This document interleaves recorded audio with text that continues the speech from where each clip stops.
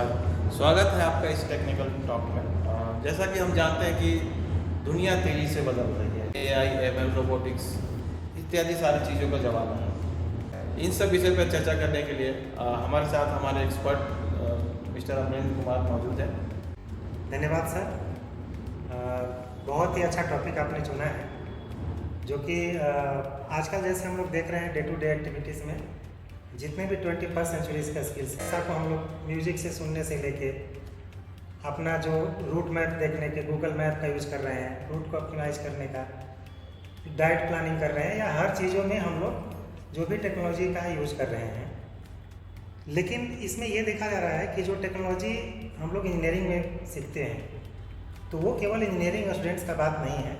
अभी इसको हम लोग को एक बेसिक स्ट्रक्चर के तौर पर बुनियादी अगर ढांचा को मजबूत करना है तो स्कूल में भी ये सारी चीज़ों को इम्प्लीमेंट करना पड़ेगा। इन सारी चीज़ों के लिए ही हमारे भारत सरकार ने एक योजना लॉन्च की थी, जिसका नाम था अटल टिंकरिंग लैब। लैब है क्या? इसका उद्देश्य क्या था? देखा जाए तो अटल टिंकरिंग लैब जो है वो अटल इनोवेशन मिशन एक पहल था, उसके अंतर्गत जारी किया गया था। मेन उद्देश्य था ये था कि बच्चों में एक इनोवेशन क्यूरियोसिटी लाया जाए और उनको एक हैंड्स ऑन ट्रेनिंग प्रोवाइड कराया जाए, जो कि इन सारी चीज़ों में, जैसे कि हमने बात किया 21st सेंचुरी स्किल्स में, तो पहले समझते हैं 21st सेंचुरी स्किल्स में क्या क्या आ सकता है। इसमें रोबोटिक्स होता है, आर्टिफिशियल इंटेलिजेंस हो गया, मशीन लर्निंग हो गया, डाटा साइंस हो गया, IoT हो गया। इन सारी चीज़ों में बच्चों को हैंड्स ऑन ट्रेनिंग दे के उनको एक ऐसा माइंड बनाना कि एक छोटे प्रोजेक्ट से लेके एक स्टार्टअप तक वो जा सके।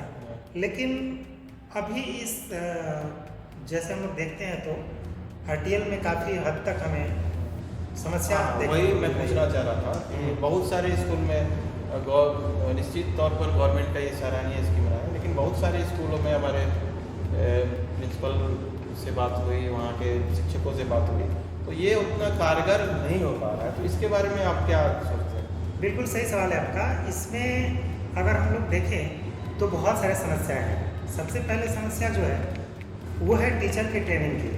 अब बात करते हैं जितने भी नई टेक्नोलॉजी की, तो इसमें ट्रेनर आपको ऐसा चाहिए जो सारी चीज़ों को जानता हो। लेकिन हमारे पास स्कूल में अभी इनकी कोई ट्रेनिंग उपलब्ध नहीं है, या फिर अगर ट्रेनिंग दी भी गई है तो उस हद तक नहीं दी गई है कि बच्चों में वो क्यूरियोसिटी ला सके। दूसरी जो समस्या हो गई उसमें ये हो गई कि जो भी इंफ्रास्ट्रक्चर डेवलप किया गया, उसमें बहुत सारे जो इक्विपमेंट्स हैं और मटेरियल्स हैं वो अन्यथा ही मंगा लिए गए और उनका उपयोग नहीं हो पा रहा है।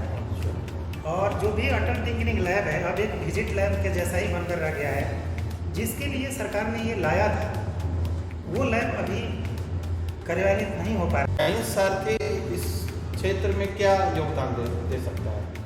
साइंस सारथी रांची अगर बात किया जाए तो हम लोग का एक इनोवेशन लैब है, जैसा कि ATL था, लेकिन उनसे हटके ये इसमें ऐसे है कि हम लोग जो भी फैकल्टीज इसमें हायर किए हुए हैं, जो भी रखे हुए हैं, वो IIT NIT से एक्सपीरियंस्ड हैं और इसी फील्ड से बिलोंग करते हैं।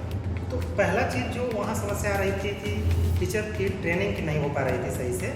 अब यहाँ पर टीचर को ट्रेनिंग की ज़रूरत ही नहीं है, वो काफ़ी चीज़ों को वहाँ एक्सपीरियंस करके आए हैं, पढ़ के आए हैं, या फिर उसी फील्ड से बिलोंग करते हैं। तो वो समस्या यहाँ पर नहीं होगी और बच्चों को वो अच्छा ट्रेनिंग दे पाएंगे। तो अभी आपके पास क्या क्या कोर्सेज वगैरह इसमें हैं? हाँ, अभी हमारे पास कोर्सेज हैं कि टीचर्स के लिए पहला हम ट्रेनिंग प्रोवाइड कराते हैं। दूसरा जो प्रोग्राम है वो स्टूडेंट्स के लिए है। जैसे कि ATL में हमने बात किया हैंड्स ऑन जो ट्रेनिंग लैब था, तो यहाँ पर हमारे पास सारे इक्विपमेंट्स अवेलेबल हैं, रोबोटिक्स के हो गए या फिर IoT के हो गए, और उसमें हम लोग हैंड्स ऑन ट्रेनिंग प्रोवाइड कराते हैं। और तीसरा जो चीज़ हो गया कि हम लोग इसमें इंटर्नशिप या फिर वर्कशॉप जैसे हो गए ट्रेनिंग प्रोग्राम स्कूल्स के लिए, वो भी हम लोग अरेंज कराते हैं। और चौथी चीज़, हम लोग कस्टमाइज्ड कोर्सेज भी लॉन्च कर रहे हैं, जिसमें कि हम लोग जो भी सब्जेक्ट है, जैसे कि अगर मैथ पढ़ रहा है या फिर साइंस पढ़ रहा है, तो उसमें कैसे IoT को इंटीग्रेट किया जाए या फिर AI को इंटीग्रेट किया जाए, वो हम लोग प्रोग्राम इसमें लॉन्च कर रहे हैं।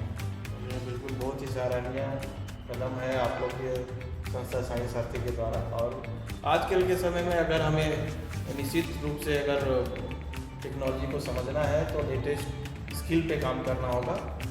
तो हमारा यही कहना है कि आप जैसे संस्था आगे आइए और बच्चों को शिक्षित कीजिए, ट्रेन कीजिए। धन्यवाद सर।